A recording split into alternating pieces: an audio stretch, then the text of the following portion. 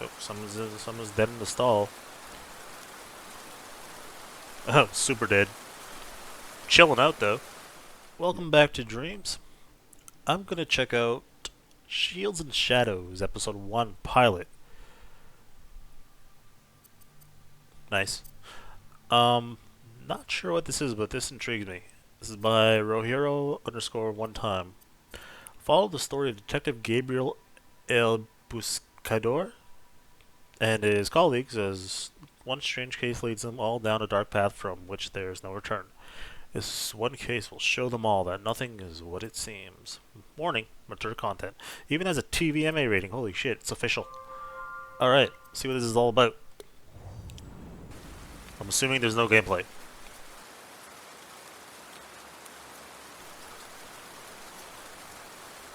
Oh, someone's dead in the stall. Oh, super dead. Chilling out though. Yeah, He's like, yo, yeah. Forensics has what they need. I'm still waiting on Just. When he gets here, we're gonna go over the crime scene together, and then we'll probably head back. Okay. Bye. Hey, just talked to the lab nerds and they said we are good to go ahead and do our Sherlock and Watson thing. his voice so matches him. You're late. Oh, yeah, well, I was in the middle of banging your mom when I got the call, so. God. Oh yeah? How is she? Oh, you know, she just wishes you'd call more. Ha! Fuck you. Alright, my dear Watson, let's brainstorm over this shit show. Wait. I thought I was Sherlock. You thought wrong, my friend. You thought very wrong. You have the glasses, you're Watson.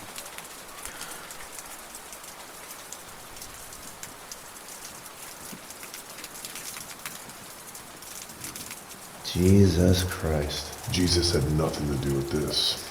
I know that much. So what are you thinking? Shotgun to the face? That was my guess too at first glance. Got But not joeled. anymore.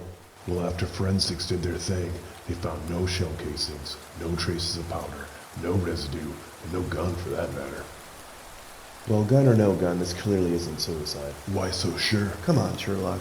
Who goes to a public restroom at a park, decides to give the walls a fresh coat of their brains, and magically leave no trace of a gun? Solid point, Watson. Yeah, thoughts on myself.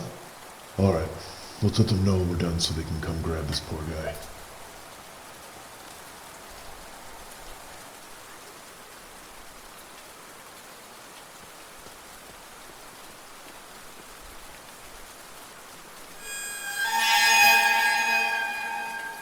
Alright. Got our intro. Hey boys, how'd it go? Well, JJ, honestly, this one is interesting. Confusing, Sounds but fun. interesting. Yeah, we'll see. Is the Well, chief his in this door's open, office? so I'm assuming so. Alright, let's go check in. Need me to go with you? No, you're good. Just hold on the fort. Roger Dodger.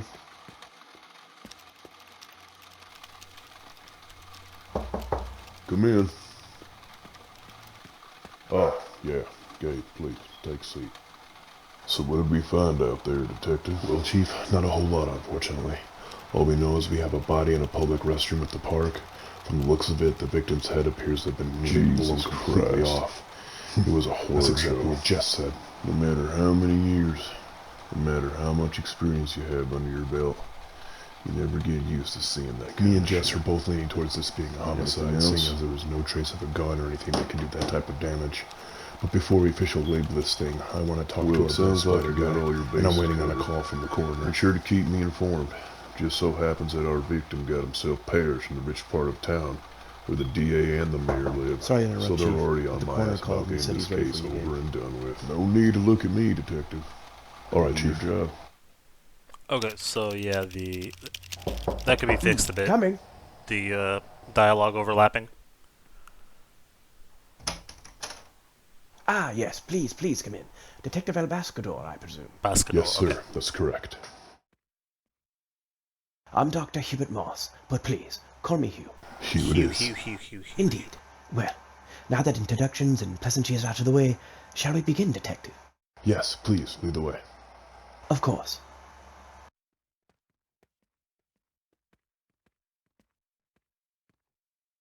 I must admit, Detective, I'm quite surprised he decided to come down here in person. Most detectives or officers would rather me email my results or have them sent to the station. That's true. But this case is different. This one's a little odd to me. So I figured I'd get up close and personal with this one. See if there's anything I missed or I could learn. Of course. And to be completely honest, most of the officers get creeped out having to come down here. No disrespect. Oh, none taken. I understand that this place and what I do can be unsettling for most. But hey, someone has to do it, right? Absolutely right. And I do agree about this case being an odd one. You found something? Well, it's not so much what I found, but more about what I didn't find. I'm confused. His head? Let me explain. When you look at the wound, what do you see? You have torn flesh that with a close look, you can tell has been pushed outward with some great force. So any layman could make the assumption that a gunshot caused this. But you don't believe it was a gun that did this? No, Detective, I do not. If it were a gun, regardless if it was suicide or homicide, judging by the location of the wound, the gun would have to be placed directly under the chin. Also, judging by the size of the wound, this would have to be a high-caliber weapon, most likely a shotgun. But at such a close range, with that much power, his jaw would be completely gone, torn to shreds. But as you can see, Detective, his jaw's still intact. Now look closely, Detective. What is it you don't see here? Top of the head. A mouth? An entry wound. There's no entry wound. Oh. Is there an outry? Precisely. So what in the hell did this? Unfortunately, Detective, I don't have an answer. I'm just as puzzled as you are. I know outry's not But a I thing. will say this, Detective. I believe whatever did this man in, it didn't come from an external force. Sorry, Hugh, but I'm confused again. What are you saying? His brain exploded. Kaboom. Detective, I've been doing this for quite a long time. I've seen all forms of death, but this is truly a first. I have never seen anything like this. What I'm saying, Detective, whatever killed this man came from the inside out. Look at the animations. Very cool. There he is. Subtle, Sorry, but cool. the coroners took longer than I thought. No worries. Already ordered for you. I got the usual 2 fingers of the finest whiskey Cody's Bar and Grill has to offer. Fancy. Only the best for my partner in fighting crime. Cheers. So how was the coroner? Was he creepy? No, actually he was pretty cool. Like in a cute and nerdy grandpa kind of way. Huh. Nice. Yeah, he was cool. But man, he certainly didn't make things easier for us. So what? He wasn't helpful? He didn't find anything? No, it's not like that. He was helpful, in a way. Okay, you have to elaborate, because the suspense is killing me. After doing the autopsy, he came to the conclusion that it was not a gun that killed that man. So what did? He doesn't know. He doesn't know? He said he's never seen anything like it before. And that's helpful? Hey, we might not know what did it, but now we know what didn't, and that's a start. I guess. But me and you have completely different definitions of what helpful means, my friend. Is that Bob over there? Yeah, I was going to invite him to sit with us, but I noticed he's reading that witchcraft book again. Damn, still working that cult case, even off the clock. Yeah, he's deep into that one. He looks super focused, so I didn't want to bother him. Fair enough. Oh, before I forget, and this will be the last thing we mention about work tonight, while you were out at the corners, I talked to Justin. Who's Justin? Justin? Justin George? Our blood splatter analyst? Oh, is he a Dexter? Oh, shit. His name's Justin? I've been calling him Jesse this whole time. Dude. Yeah. You suck. Oh, give me a fucking break. Just tell me what he said. Well, he was just about as helpful as your coroner friend. He said if we thought it were a gunshot that killed this man, which we now know it wasn't, the amount of blood at the crime scene plus the splatter patterns don't align with the gunshot theory. Did he explain it at all? After navigating through all the science and technical nonsense spewing out of his mouth, to sum it all up, he said that almost half that man's blood came gushing out of that wound. He said it was as if someone pushed the blood in his body up to his brain with so much pressure Ooh. that his head popped. Damn. What? That doesn't make any fucking sense. Hey, his words, man, not mine. Talk about a head rush. My brain hurt. And that, my dear friend, is why we drink. Amen. So much cheese in this, I thought that would be a joke. I love the cheese, though. Good cheese. Here, drink this. You look miserable. Oh my god, thank you. I feel miserable. So do you know what this very early morning brief It's is all about our about? case. I had to come in early and make copies of all we have on this thing. Shit. The DA must be really riding Chief's ass for him to call a briefing this early into a case. It's barely been 24 hours. Yeah, it's pretty unusual. Bob! Another long night there, Detective Mac? Yeah. Sorry, Chief. Sorry my ass. If you were truly sorry, you would have been on time for the last 12 briefings we've had. Okay, since Detective Mac finally decided to grace us with his presence, we can get started. Now I'm sure you're wondering why I called this briefing. Well, I ain't gonna sugarcoat it. Since the shit show at the park went down at the DA's neck of the woods, and the election's just around the corner, him and the mayor are taking a great interest in this case, and they want it solved. Shit, here it comes. So, to oblige their request and to ease their death grip on my balls, I'm gonna have to ask you to put whatever cases you're currently working on the back burner until Fuck. we crack this thing. I understand that this may throw off your groove and slow your momentum on your current cases, but it can't be helped. Now that being said, I'd like Detective El Buscador to come up here and catch you guys up on the case. He'll be taking lead on this thing, so listen up. Gabe, if you would. Good morning, everyone.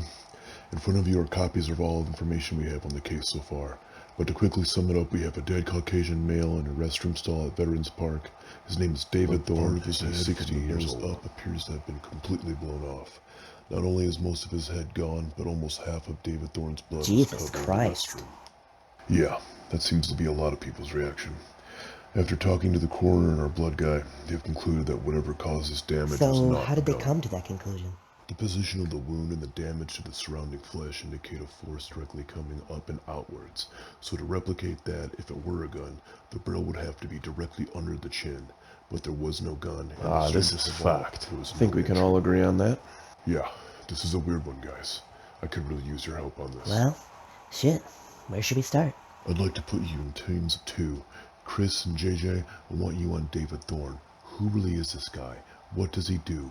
Who does he know? Is there any bad blood between him and someone else? You got it. I want to know everything about this guy. I want you guys at the park. Talk to anyone and everyone who works there. Vendors, maintenance guys, groundskeepers, anyone who might have seen Sounds something. good. Well, guys, that's all I got. Let's fucking solve this thing. Any findings and new information you come across, you bring it to Detective El Buscador straight away. Listen, I know I'm asking a lot of you right now, Gabe, but I wouldn't ask if I knew you couldn't handle it. Thanks, Chief. You got this. Now don't forget, keep me informed. Any new breaks in the case, I want to know ASAP. Sure thing, Chief. All right, go get him.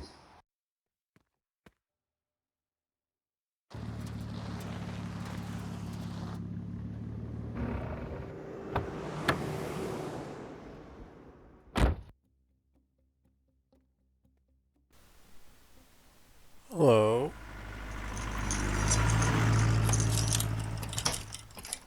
She gonna die?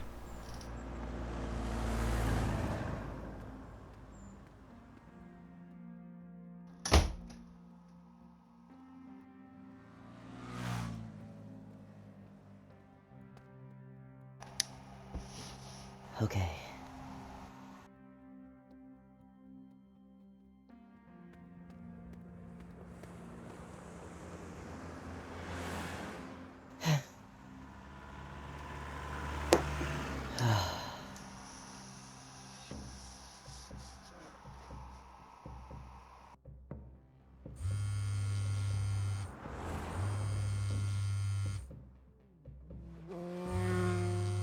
Shit.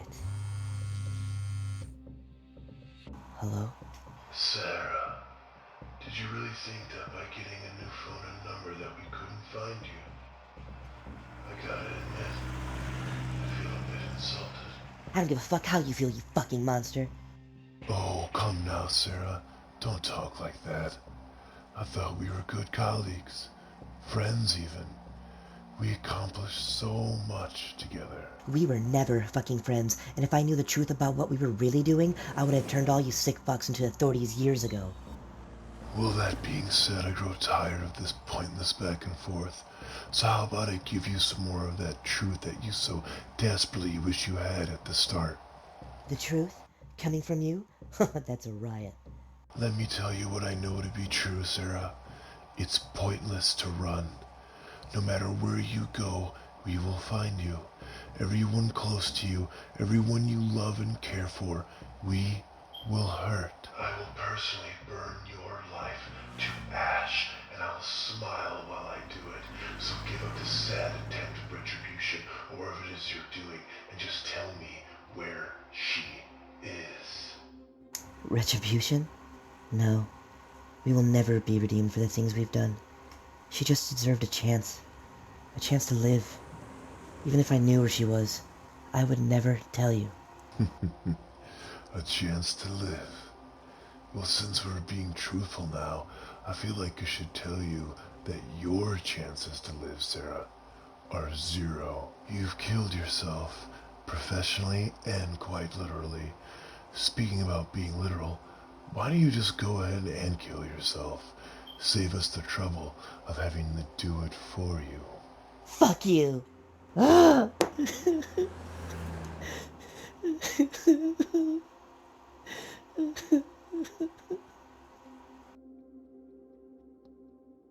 hate doing these. You want to wait in the car? No, I'm with you. I just feel like when you're working on a case and you have to talk to someone's ex, you're usually so bitter. I feel like I never get any useful information. You just sit there and listen to one person bash the other for 20 minutes. Well, maybe we'll get lucky on this one. Let's bet on it. If she gives us nothing, you buy lunch. I'll take that action. Hope you're in the mood for pizza.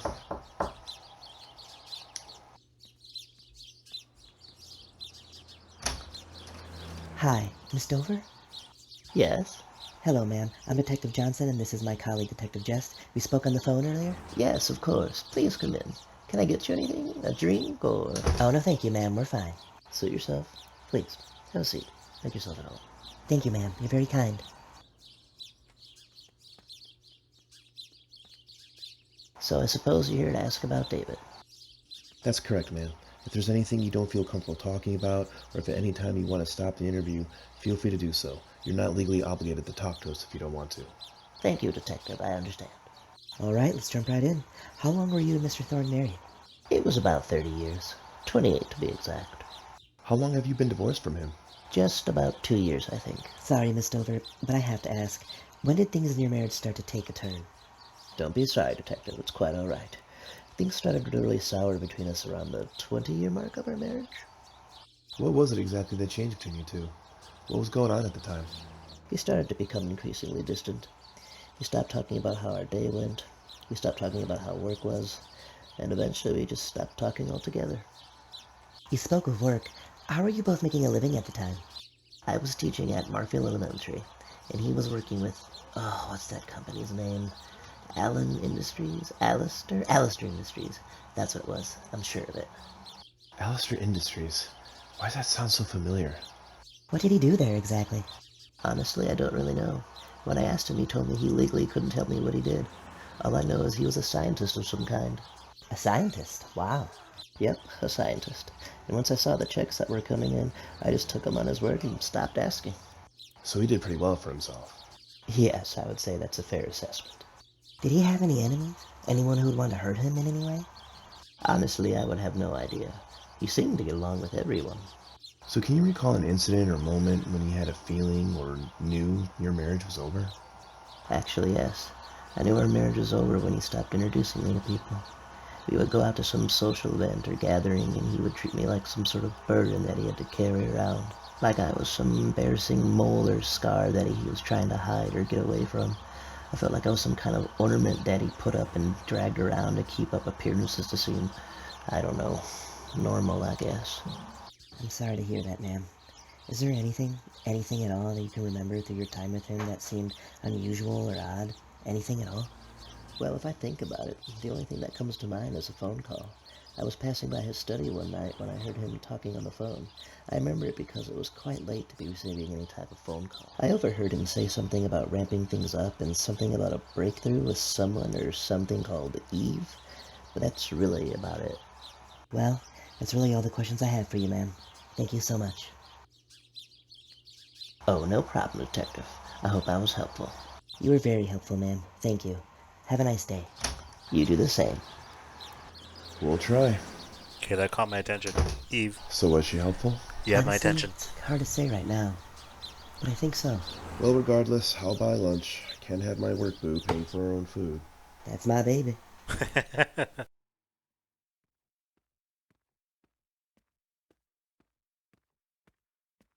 Ring ring.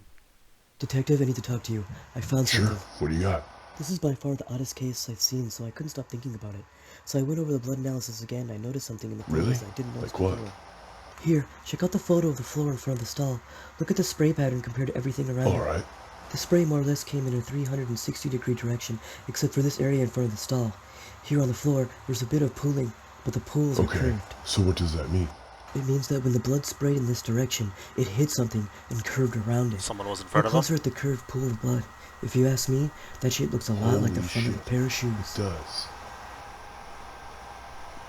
Pizza! What's up, guys? Got some leftover pizza for anyone interested. What's going on? Shh. One second. Why does everyone look Go so ahead. serious? Continue. Now look at this photo.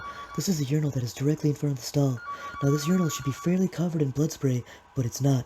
Look closely. Fuck me. What do you see? That looks like the silhouette of a fucking person. Exactly. If you're asking me for my professional opinion, I tell you that I believe that there was someone else in there with him Oh, when his shit. head popped. Detectives, I think it's safe to say you officially have a homicide on your I hands. fucking knew it. Hey, just had a call come up.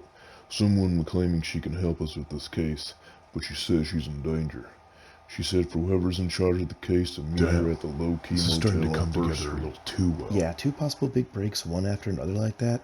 It's too good to be true. Well, regardless, it's worth checking out. So get your asses down there. But armor up. God knows what the hell to expect with this Let's ride. crazy case. Guess that's our blonde.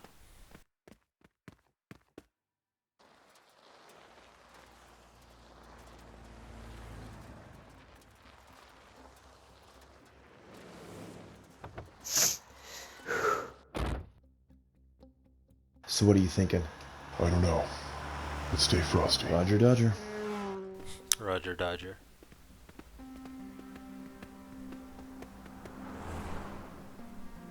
I mean, don't go in there guns blazing. The room looks empty. Someone said they wanted to help. Hello? It's the police. I'm Detective Elbassador. You called us? It's open. Alright. I'm coming in. Is that okay? Are you alone? No, ma'am. I have my partner, Detective Jest, with me. Just you. Your partner waits outside. Hell no. Fuck that. I'm sorry, but I didn't catch your name. That's because I didn't get it. My name is Sarah. Okay, Sarah. I'm gonna need you to be honest with me. Are you alone?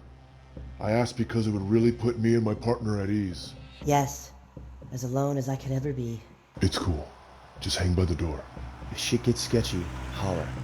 Sarah, If you hear I me, need you to be honest with me again. Are you armed? Yes, I am. Thank you for being honest with me about that, Sarah. It's alright. I'm gonna approach the bathroom, Sarah. Is that okay? Yes, you're fine, Detective.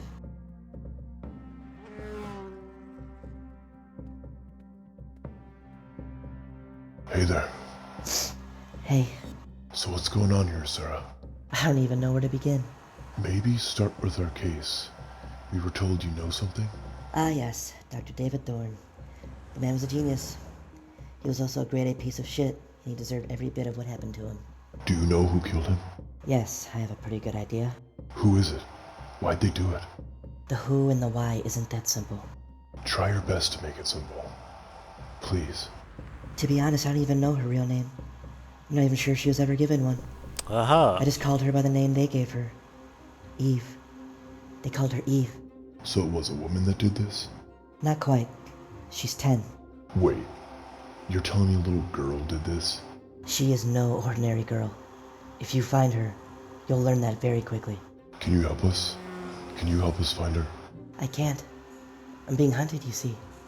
And I'm running out of time. That's right. You said on the phone you were in danger. Who's after you? I think I made a mistake.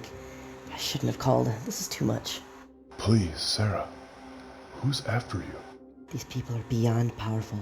They have connections. They are everyone and everywhere. Be careful who you talk to, Detective. Be careful who you trust. I shouldn't have called. I shouldn't have got you involved with them. No, sir, I'm glad you called. I want to help you. Do you believe in God, Detective? That's a hard question, Sarah. Yeah, I suppose. I'm a scientist, you know. They say that in being a scientist, you're not supposed to believe in that kind of stuff. Some say you can't believe in one thing without believing in the other. What are you trying to say, Sarah? I believe that there is a God. Because trust me when I say, Detective, I've seen the devil, and he is everywhere, and there is no one and nothing out of his reach. Are we still talking about the people that are after you?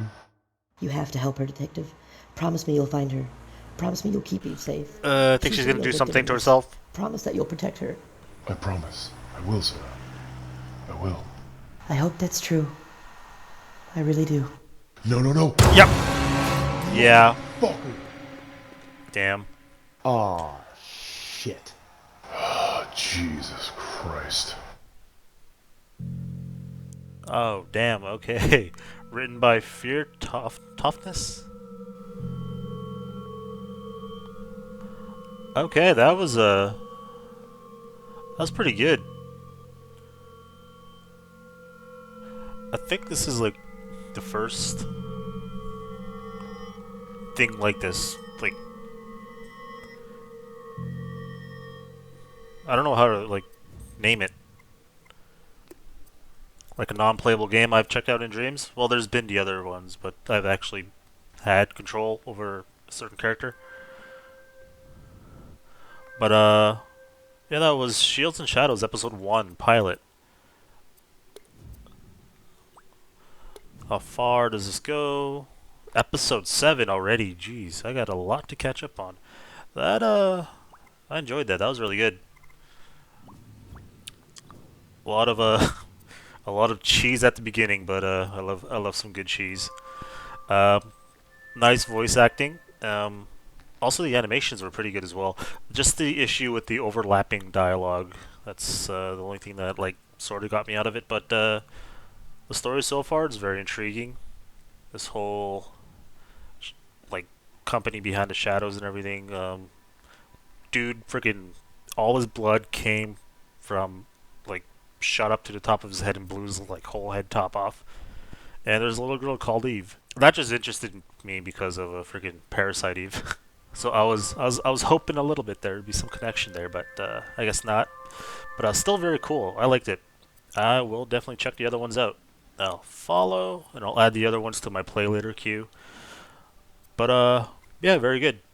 Hope you guys enjoyed watching basically a TV show with me. I'll see you in the next part.